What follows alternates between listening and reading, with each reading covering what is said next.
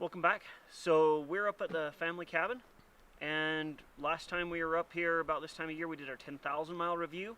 So we figured, what the heck, might as well do our 25,000 mile review. We've been putting on way more miles than we wanted to on our 2019 F350 with the 6.7 liter Powerstroke. So we thought, might as well tell you guys what we think of it so far.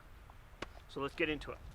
About to leave, already packing, come with me, I'm not really asking, we'll get away to a place where we don't know, about to see the world in action, what we can be, life with no distraction. Typically, before you do a review on a truck, you'd clean it, but this is real world, so this is what we have. It is filthy inside. We've been going every weekend, different places, and it is dirty to say the least.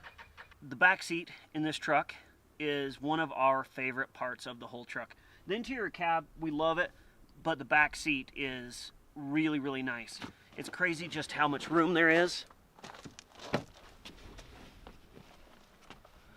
So I have the seat set where I drive it. I'm 5'10", so I'm not super tall. But if you notice, I have lots of room. Nice, comfortable. The flat back floor is really nice for whoever's riding in the middle. That way their feet aren't up on some hump like in many other trucks. So really comfortable back seat. Next thing, I know most trucks have switched to it, but the puck system for putting in our fifth wheel hitch. We have our B&W Companion, and it just goes in and out so easy.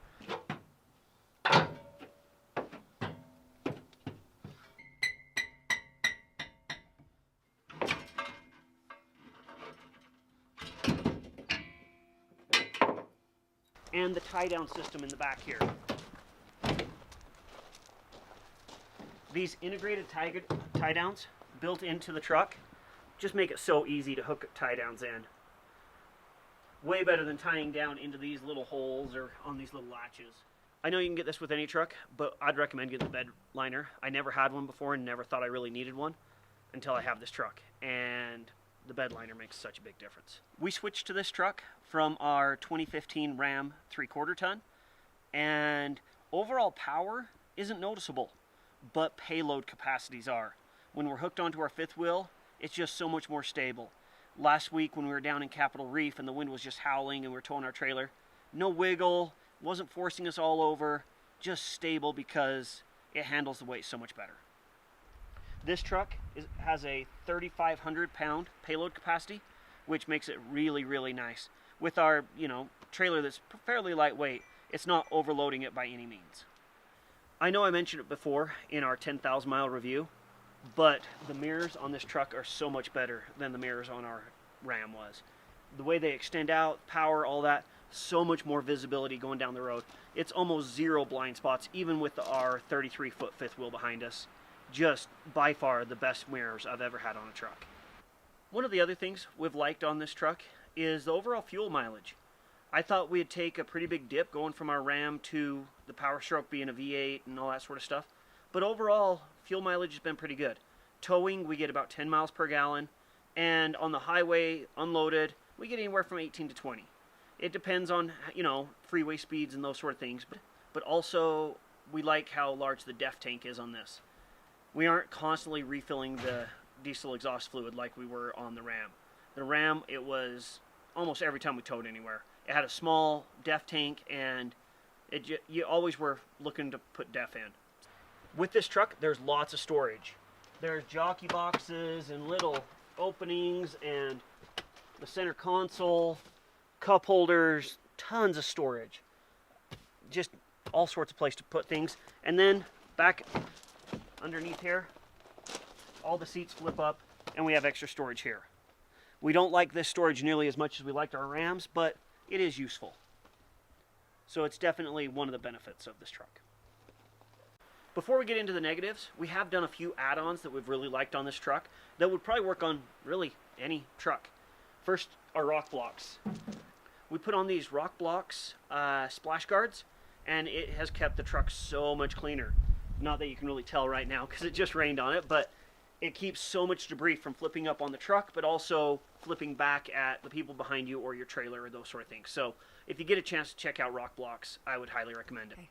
Another add-on we did is our airbags. These are the Airlift 5000 series, and it has really stabilized the ride. It just feels like the trailer is more connected to the truck and everything's riding in unison rather than that kind of teeter-totter effect you can get sometimes, especially on those rough roads. So if you have a chance to put on airbags, we've liked them and would recommend them. Before we get into the negatives too much, it has never left us stranded on the side of the road, so that's the final positive. It's done its job every time we've used it. Some of the negatives of this truck though, the plastic work is pretty shoddy. All of this plastic is just oxidizing so bad, and we shine it up quite often. I don't know if the water sits on it or what. The same thing down here on the steps and back here on the bed rails. Just all the plastic on this truck just seems to be lower quality and is really oxidizing, and for a $60,000 truck, it's kind of disappointing. The worst example of the shoddy plastic on this truck is right up here. Both of these pieces of trim up here on the roof have broken. This one even blew off the other day as we were driving down the road. We have ordered it through warranty twice, and it came broken both times. So maybe the third time will be the charm of actually getting the proper piece in here. This one luckily hasn't blown off yet, and hopefully we can get the new ones installed before this one does blow off. So for an expensive truck, that's just very disappointing. We have had this truck in one time for mechanical issues, and it was a fairly big deal. It didn't leave us stranded on the road by any means, but it had developed a leak between the torque converter and the transmission.